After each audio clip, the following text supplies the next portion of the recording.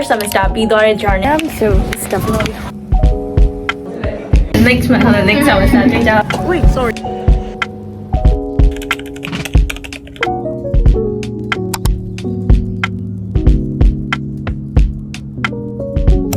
ကျောင်းသွားရမည် sorry ဒီနေ့က first semester ရဲ့နောက်ဆုံးကျောင်းတက်ရမယ့်ရက်လည်းဖြစ်တယ်ဒီနေ့က final presentation အတွက်သွားမှာပေါ့နော်ဒီနေ့19ရက်နေ့ဒီနေ့ပြီးကျောင်းသွားစရာမလိုတော့ဘူးဆိုတော့ first year first semester ရဲ့နောက်ဆုံးရက်ပေါ့နော်အဲ့ဒါကိုရိုင်း memory ဖြစ်အောင် record လေးလုပ်ချင်လို့ပါ moisturizing lotion YouTube မှာดูလို့ blog မတင်တာတော်တော်လေးကြာပါပြီ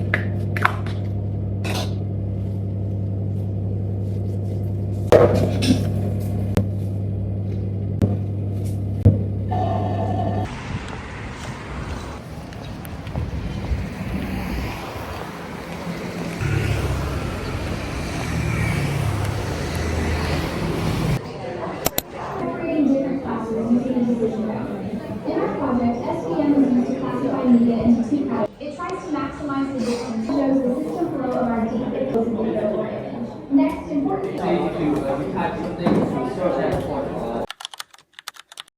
Yeah.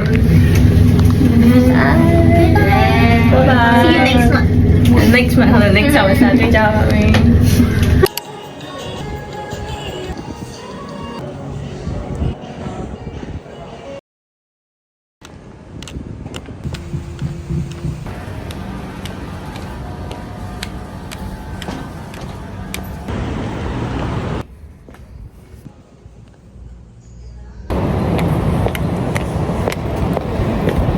Too hot here. It's like currently 2 p.m. so it's definitely hot. First semester အတွက်ကျောင်းသွားရတဲ့နောက်ဆုံးရက်လည်းဖြစ်တာကြောင့်မလို့ပြောအမှတ်တရဖြစ်အောင်ဒီနေ့ vlog လေးရိုက်လိုက်တာပဲဖြစ်ပါတယ်။ဟိုရန်ပူရမင်းအောင်ဘန်ကောက်နေတာတော်တော်ပူတယ်။ဒါနဲ့မြင်ရတာတော့မသိဘူးဝက်ချန်နေရွယ်ပေါ့နော် file နဲ့အတွက် stress တွေများရင်းနဲ့ဝက်ချန်နေပေါက်လာပဲဖြစ်ပါတယ်ဆိုတော့outfit check sorry ဒီနေ့က final presentation ဆိုတော့ uniform မဖြစ်မနေဝတ်ရမှာပေါ့နော်ပုံမှန်အဲ့လို somewhere အတွက်လည်းမဟုတ် presentation လည်းမဟုတ်ရိုးကြောင်းတက်တဲ့ရက်တွေဆိုရင်တော့အဲဒီ uniform ကတော့ mandatory မဟုတ်ပေါ့နော်ဝတ်လဲရမဝတ်လဲရတယ်ပေါ့နော်ဒါပေမဲ့ဒီလိုမျိုး presentation တွေဆိုရင်တော့ပြောရင်လည်းမော presentation တွေဆိုရင်တော့ uniform ဝတ်ရမှာဖြစ်ပါတယ်မဖြစ်မနေဝတ်ရမှာပါအမှတ်တွေကတော့ဘယ်လိုလာမလဲတော့မသိဘူးတပါးတော့သိရပြီပေါ့နော် UI UX ကတော့ ဖြူ A ရပါတယ်ဒါလည်းအခြေအနေကောင်းတယ်ပေါ့နော် A ရတယ်ဆိုတော့လေ well done ဖြူ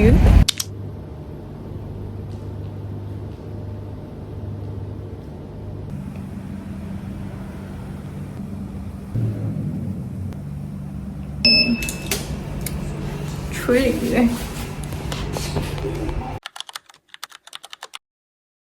ဆိုတော့ဖြူအခုအိမ်ပြန်ရောက်ပါပြီဆိုတော့တော်တော်လေးပူနေရပေါ့နော်ဖြူအနောက်မှာ aircon တော့ဖွင့်ထားရဲဒါပေမဲ့ပူတာတော့ပူလုံးပဲပေါ့နော်ဆိုတော့ဒီဗီဒီယိုလေးရိုက်လိုက်ရတာဒါနောက်တစ်ချိန်ပြန်ကြည့်ရခါကျဒီတိုင်းအမှတ်တရဖြစ်သွားအောင်ပေါ့နော်ဆိုတော့အခုကဖြူ first semester ပြီးသွားပြီပေါ့နော် first year first semester ပြီးသွားပြီဒါနောက်ဆုံးရက်ဖြစ်တယ်ဆိုတော့ပထမဆုံးကြုံတွေ့ရတဲ့အခက်အခဲတွေကတော့အများကြီးပဲပေါ့နော်ဒီပထမဆုံးဒီ semester တစ်ခု journey မှာဆိုတော့ပထမဆုံးတွေ့ရတဲ့ challenges ကတော့ထိုင်းဘာသာစကားပေါ့နော်ဆိုတော့ဒီမှာက international ကျောင်းတွေမှာဒါ international university မှာဒါအင်္ဂလိပ်လိုသုံးတာပေါ့နော်ဒါပေမဲ့တကယ်အဲ့ university ရဲ့အပြင်ထွက်လိုက်တာ ਨੇ အကောင်လုံးကထိုင်းလိုပဲသုံးကြတာ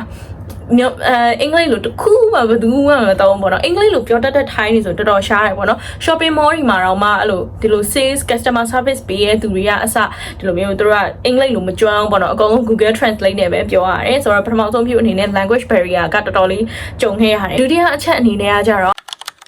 ဘန်အကောင့်ဖွင့်လို့မရတာပါဆိုတော့ဒီဘက်မှာ policy ရေပြောင်းသွားရပေါ့နော်ဆိုတော့အခုမှဘန်ကောက်ကိုကြောင်းတက်ဖို့သူတွေအနေနဲ့ဖြူအနေနဲ့အကြံပေးချင်တာတော့တခါတည်းကိုကဘတ်ငွေယူလဲပြီးတော့ဒီကိုယူလာခဲ့ပေါ့နော်ဘာလို့လဲဆိုတော့ဖြူဒီED visa လုပ်တဲ့အခါမှာဒီ education visa ကဖြူဘန်စလုပ်တဲ့အချိန်မှာသူက3လလာပဲမသိဘူးပေးရပေါ့နော်ဆိုတော့3လ visa နဲ့ဖြူကဘန်ကောက်ကိုဝင်လာခဲ့ရတယ်အဲ့ခါကျတော့ဘန်ကောက်ဖွင့်တဲ့ခါကျရင်ဖြူက1နှစ် visa လိုတယ်ဆိုတော့ဖြူဒီ3လ visa နဲ့ဖြူ branch တိုင်းကိုသွားရဲ K ban SCB Crown Thai သူတို့ဘက်ကနေပြီးတော့ဒီ3လ visa ဖြစ်နေရမလို့ဘလောက်ပဲ education visa ဖြစ်နေပေမဲ့3လ visa ပဲဖြစ်တာကြောင့်မလို့သူတို့ကမဖွင့်ပေးဘူးတစ်နှစ် visa ရှိတော့မှပဲဖွင့်ပေးရဲဒါသူတို့ကဒီနှစ်အတွင်းကို policy ပြောင်းသွားတယ်လို့သူတို့ဘက်ကပြောရဲပေါ့နော်ဒီနေ့စစရောက်တဲ့အချိန်မှာ3လလောက်ကပြဘဏ်အကောင့်မရှိဘဲနဲ့ဒီငွေသားကိုပဲတုံးရတယ်ပေါ့နော်ဆိုတော့ဒီဘဏ်အကောင့်မှာကျတော့ငွေသားအလောက်တိတ်မကင်ကြအောင်အကောင့်မှာ scan အနေနဲ့ပဲရှင်းကြရပေါ့နော်ဒါဖုန်းကနေပဲအဲ့လို scan နဲ့ပဲအဲ့လိုမျိုး online banking နဲ့ပဲတုံးကြပေါ့နော်ငွေသားတော့အဲ့လောက်ထိရှာရှာပဲအဲ့လိုငွေသားကိုတိတ်ပြီးတော့အဲ့လိုဒီမှာတိတ်မတုံးကြအောင်ပေါ့နော်ဆိုတော့နောက်ထပ်ကြုံရတဲ့ challenges နံပါတ်3ကကြတော့စာနာမလဲရပါဆိုတော့ဟုတ်ပါတယ်ဆိုတော့ဒီဘန်ကောက်မှာကျောင်းလာတက်တဲ့အချိန်မှာဆိုရင်ဆရာဆရာမတွေကသူတို့ရဲ့ different accent တွေရှိရပေါ့နော်အင်္ဂလိပ်လိုသုံးတယ်ဆိုပေမဲ့ဥပမာဆိုရင် Indian ဆိုရင် Indian accent ရှိမယ်အင်္ဂလိပ်ကိုမှတခြားနိုင်ငံဆိုရင်မှ Thai ဆိုရင် Thai ရဲ့အင်္ဂလိပ်စာ accent အဲ့လိုမျိုး Thai accent တွေပါတယ်ပေါ့နော်အဲ့ခါကျတော့သူတို့ဘလို့ပဲအင်္ဂလိပ်လိုပြောဖြူဘက်ကနားမလဲတာမျိုးတွေဖြစ်နိုင်တယ်ဒါကတော့ဖြူပထမဆုံးဘန်ကောက်ရောက်တဲ့အချိန်မှာတော်တော်လေးအခက်တွေ့ရပေါ့နော်ဖြူဆိုစစချင်းဆိုဟာငါကျောင်းမတက်ချင်တော့ဘူးအဲ့လိုမျိုးဘာမှနားမလဲဘူးပေါ့နော်တောင်းတဲ့အချက်တွေလည်းရှိရင်ရှိမယ်ပေါ့နော်ဒါပေမဲ့ဖြူလောလောဆယ်ခေါင်းထဲမှာဘာမှမရှိဘူးပေါ့နော်ဖြူဒီလိုမျိုး vlog ရိုက်ဖို့လည်းစီစဉ်ထားတာမျိုးမရှိဘူးပေါ့နော်ဒါ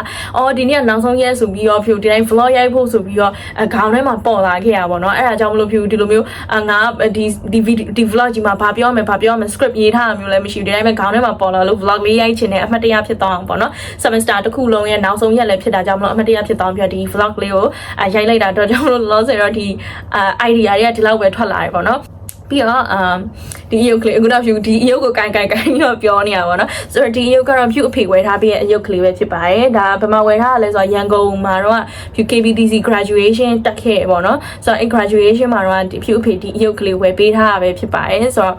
ဖြူ KBTC မှာတော့ဖြူ NCC တက်ခဲ့ရပါတော့ NCC level 3တက်ခဲ့တာအဲ့မှာတော့အဲ့ diploma ကိုဖြူ outstanding award ပေါ့နော်ဘာသာစုံ all distinction ထွက်တာမို့လို့ဖြူအမှဖွဲ့သွားယူခဲ့ပါတယ်ဆိုတော့ diploma ဖွဲ့ပေါ့နော်အဲ့ချိန်မှာဖြူအဖေကလည်း ceremonyတဲ့နေဖြူဒီအယုတ်ကလေးလက်ဆောင်ပေးရပဲဖြစ်ပါတယ်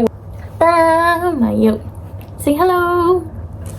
ဆိုတော့ဒီနေ့ဒီ vlog လေးကတော့ဒီလောက်ပါပဲဆိုတော့နောက်ပိုင်းဒီမှာအခုဖြူ final လေးပြီးသွားပြီဆိုရင်နောက်ပိုင်းဖြူရဲ့ဒီ a day in my life as a international student or maybe like other Bangkok vlog လေးပေါ့နော်ဖြူရိုက်မယ်လို့လည်းစဉ်းစားထားပါတယ်ဆိုတော့ဘာဖြစ်ဖြစ် YouTube ကိုလည်း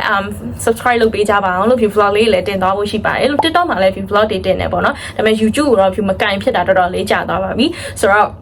stay tuned and I hope you see you guys bye bye